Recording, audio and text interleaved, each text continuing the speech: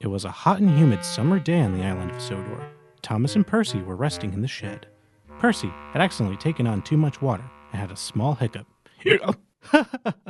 Laughed Thomas. You sound like a frog. Good thing you already look like one, Thomas teased. Shut up.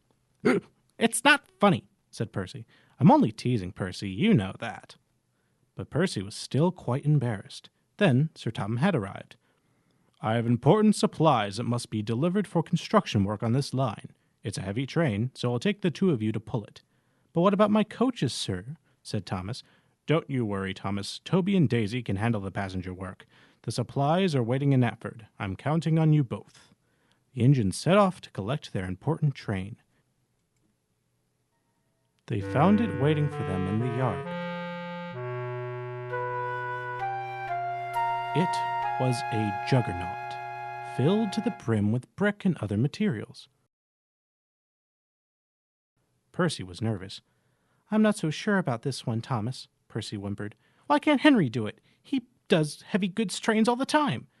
Henry's no good on a branch line, Thomas retorted. With the two of us, we should be able to manage. Percy wasn't so sure. But nevertheless, Thomas and Percy were coupled to the train. The workmen took extra special care to check all of the trucks to make sure everything was safe. But Thomas grew impatient.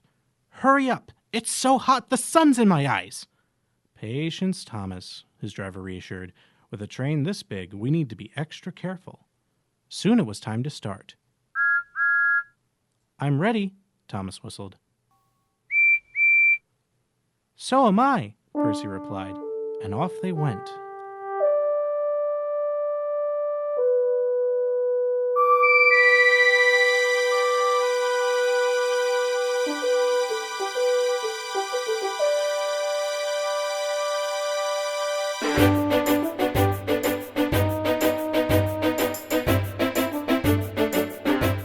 Little by little, they had begun to gain speed.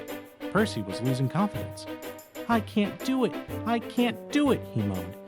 Yes, we can! Yes, we can! Thomas insisted. They had just reached top speed when Thomas felt something. He looked down and noticed a little green frog had been hitching a ride on his front. Thomas was surprised. Oh! Thomas proclaimed. There's a frog on me! There's a frog on me! Get it off! Get it off! The driver began to slow Thomas down. He was just as surprised as Thomas. He waved to Percy's crew. Slow down! We've got ourselves a passenger over here, he chuckled. The engines kept at a steady pace until they eventually had to stop at a crossing.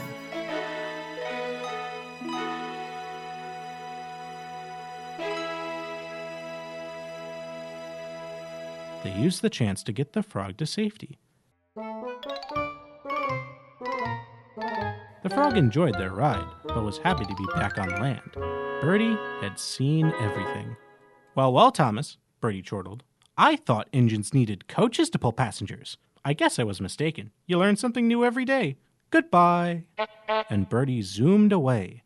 Thomas was quite embarrassed. Percy teased. First fish, and now a frog. You're becoming quite the habitat, aren't you, Thomas? Percy said cheekily. But Thomas said nothing. The engine started off again, determined to finish the job. Later, after a job well done, the engines reconvened at the shed. Thomas, who was still quite embarrassed from earlier, broke the silence. I'm sorry I teased you earlier, Percy, Thomas said. It was only meant to be a little joke. It's okay, Thomas, said Percy. I think the other little joke you had today was even funnier. I guess it was a little funny, Thomas admitted. I swear, it came out of nowhere. The two engines laughed and laughed after a hard day's work. They talked all night until they drifted off to sleep.